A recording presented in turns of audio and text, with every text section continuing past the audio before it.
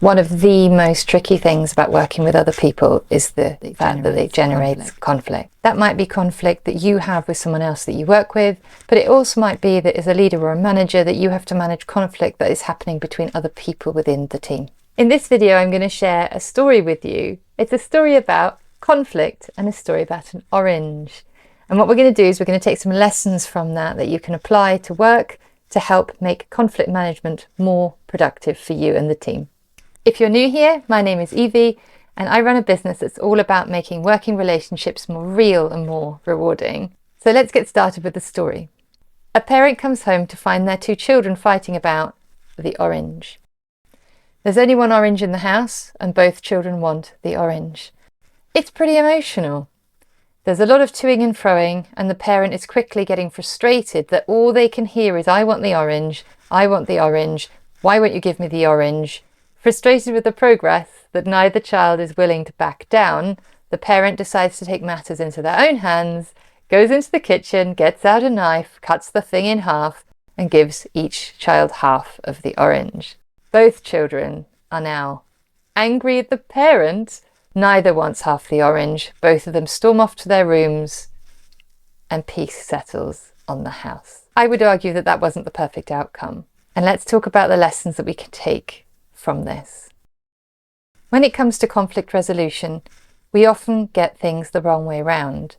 It is called problem solving, and yet we go first to solve and then deal with the problem. Had the parent really dealt with the problem first before they went to the solution, we might have had a different outcome. On the surface, this looks like a problem of one orange, but two people who want the whole orange.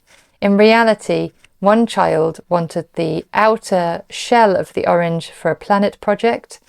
The other child wanted juice. The solution to this problem would have been very different if we'd started first with what the actual problem is before going to the solution. I see similar situations play out in the workplace. We go straight to solution finding without really fully understanding the problem that we have in front of us. Another lesson that comes from the story is that positive intentions is not the same as positive outcomes. The parent can have meant well, can have had the positive intentions and could have cared, but that doesn't necessarily mean we get a positive outcome. Another lesson that we take from this is that listening is not the same thing as understanding. I think the parent listened. The parent listened to a lot of shouting, probably saw a lot of fighting going on.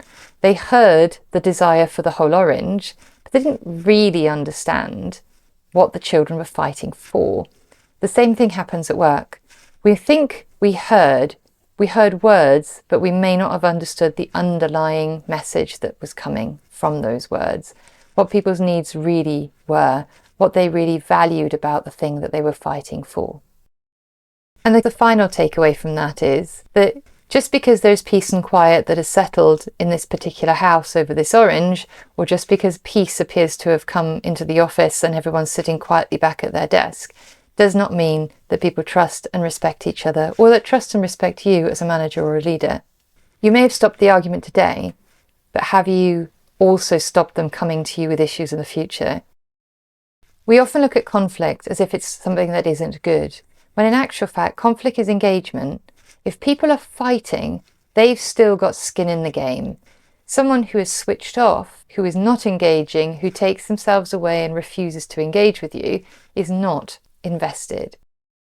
So next time you see a conflict in the office, try not to rush in and solve before you fully understood the problem. Make sure that your intentions and your outcomes are both equally positive, and dig deeper into what people really want.